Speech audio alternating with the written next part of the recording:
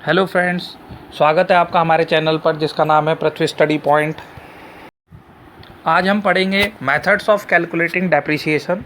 Depreciation को calculate करने के मेथड पढ़ेंगे। उसमें फर्स्ट मेथड है स्ट्रेट लाइन मेथड। तो हम इसमें स्ट्रेट लाइन मेथड के बारे में पढ़ेंगे। तो देखिए बच्चों, straight line method, according to this method the cost of the asset is written off equally during its useful life. Therefore, an equal amount of depreciation is charged every year throughout the useful life of an asset. इसमें क्या करते हैं बच्चों, कोई भी जो machinery या equipment जिसको एसेट बोल रहे हैं, मतलब संपत्ति है, ठीक है, उसकी जितनी भी कॉस्ट है, ठीक, तो हम ये मान लेते हैं कि हर साल वो कुछ डेप्रिशिएट होगी और लास्ट में आके उसकी कुछ वैल्यू बचेगी।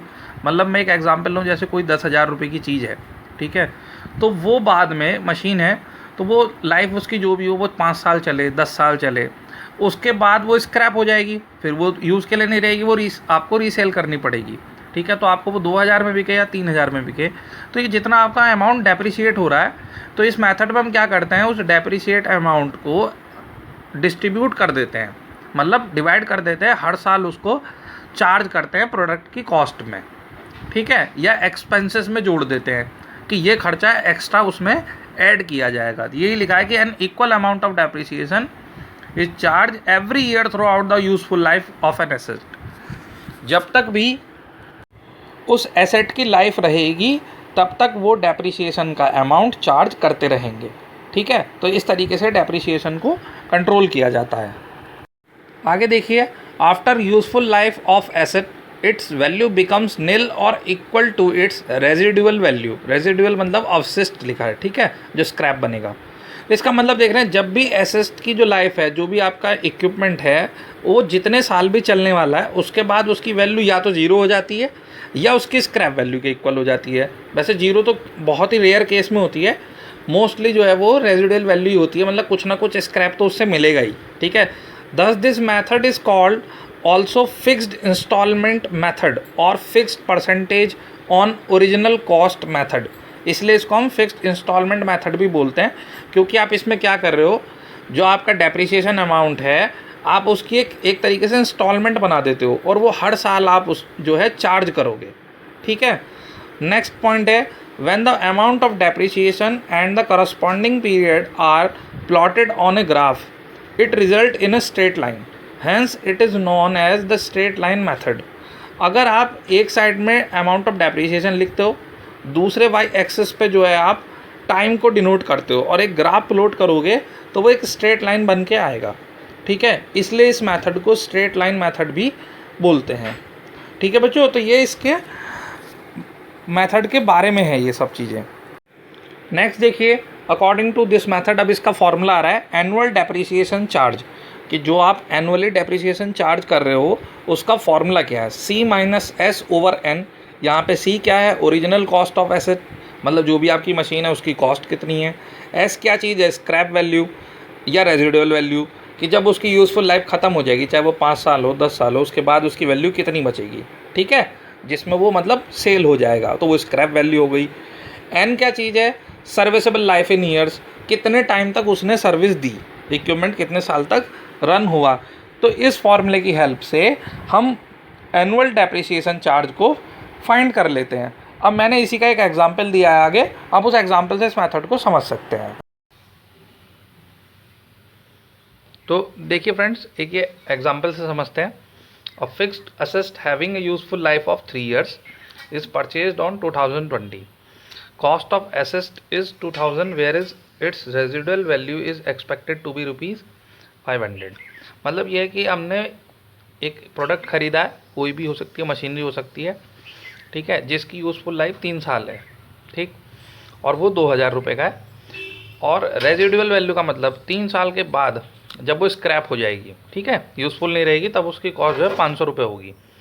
तो calculate the depreciation expense per year. तो एवरी ईयर में कितना डेप्रिसिएशन लगाना है ये फाइंड करके हम आपको दिखा रहे हैं। तो मैंने अभी फॉर्मूला लिखा था ADC, annual depreciation charge, annual depreciation charge, ठीक है, equal C minus S over N। अभी लिखवाया आपको, देखिए पर ये स्लाइड में था C original cost of asset, ठीक है। तो यहाँ पे ओरिजिनल कॉस्ट कितनी है, अब देखिए 2000 रुपीज़। S क्या चीज़ है, स्क्रैप वैल्यू या रेजिडुअल वैल्यू, वो कितनी है यहाँ पे 500 रुपये, ठीक है। और N कितना है, सर्विसेबल लाइफ इन ईयर्स, जितने टाइम तक वो मशीन रन करेगी, the useful life is 3 year. तो अब देखिए इसको सॉल्व अगर हम इसका निकालें एनुअल डेप्रिसिएशन चार्ज, तो कितना आएगा, वो वैल्यू पुट कर दे रहे हैं अपॉन 3, 1500 अपॉन 3, तो ये आ गया आपका 500 रुपीज़, ठीक है। एनुअल डेप्रिसिएशन चार्ज आपका कितना आया, 500 रुपीज़। तो ये 500 रुपीज़ जो है आपको हर ईयर ऐड करने हैं प्रोडक्शन की कॉस्ट में, क्योंकि इतना डेप्रिशिएट हो रही है आपकी मशीन। जो भी आपकी एक मशीन आई है 2000 रुपये की, तो आप 500 रुपये उसमें हर साल ऐड करोगे, ठीक है। तो 500 गुणा 3 साल करोगे ना, तो 1500 रुपये तो आपके ये निकल जाएंगे जो आप प्रोडक्ट की कॉस्ट में ऐड कर दोगे, ठीक है। और बाद में 500 रुपये इसकी स्क्रैप वैल्यू है, 500 रुपये का वो आपका सेल हो जाएगा, तो आपके पूरे पैसे इससे रिकवर हो जाएंगे। इस तरीके से डेप्रिसिएशन कैलकुलेट किया जाता है। तो एग्जाम्पल आपकी समझ में आ गया होगा। अब इसके एडवांटेज देखते हैं। The method is easy to understand and simple to operate. Method आप देख ही रहे हो, बहुत ईजी है और इसको ऑपरेट करना भी बहुत आसान है। सेकेंड है, it recognise that the passing of time is a major factor in a depreciation and the decline in value of an asset is directly proportional to its age। इसमें क्या हो रहा है कि हमें पता चला है कि टाइम के साथ साथ जो आपका एसेट है, जो भी आपका इक्विपमेंट है, उसकी कॉस्ट जो है वो डाउन होती चली जा रही है, और वो भी प्रोपोर्शनल वे में, डायरेक्टली प्रोपोर्शनल, ठीक है। कि जितना भी उसका डेप्रिसिएशन हो रहा है, वैल्यू जितनी डिक्रीज हो रही है, प्रोपोर्शनल टू इट एज, जितनी एज बढ़ रही है या जितनी एज घट रही है, उसी हिसाब से उसका जो है डेप्रिसिएशन होता चला जा रहा है। थर्ड है, uniform annual charge efforts between comparative cost, better comparative cost, ठीक है। तो एक समान आप जो है चार्ज लगाते हो, जैसे भी इस एग्जांपल में 500 रुपये आया था, तो आपको 500 रुपये तीनों साल उसको चार्ज कैलकुलेट करना है, तो जो आप कॉस्ट कैलकुलेशन होती है तो वो थोड़ी ईजी हो जाती है। तो ये तो बच्चों इसका एडवांटेज है। अब इस मैथड के कुछ डिसएडवांटेज भी हैं, वो भी देख लेते हैं। डिसएडवांटेज देखिए, since fixed assets do not wear out at exactly the same rate during their life, the SLM, the straight line method, in many cases become unrealistic। होता क्या है कि ज़रूरी नहीं है हर इक्विपमेंट जो है, जो वियर हो रहा है, ठीक है, वियर मतलब जो ब्रेकडाउन हो रहे हैं, जो फेलियर हो रही है या जो डेप्रिसिएशन हो रही है, वो सेम रेट में नहीं होती लाइफ के हिसाब से। कुछ कंपोनेंट ऐसे होते हैं जो धीरे धीरे अपनी वैल्यू डिक्रीज़ करते हैं, कुछ ऐसे होते हैं जो रैपिडली डिक्रीज़ हो जाते हैं। वो उनके वे ऑफ नेचर या वे ऑफ यूजेस पे डिपेंड करता है, ठीक है। तो वहाँ इस मेथड में प्रॉब्लम आती है। और देन सबसे इंपॉर्टेंट चीज़ क्या है, usually repair and maintenance cost tends to increase in the later years of the life of an asset.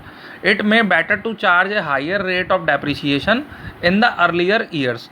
इसका मतलब ये है, आपको भी पता है मशीनरी में क्या होता है कि जब नई मशीन होती है तो स्टार्टिंग में तो वो बेटर रन करती है, तब उसमें रिपेयरिंग और मेंटेनेंस की कॉस्ट बहुत कम आती है, अच्छा रन करती है।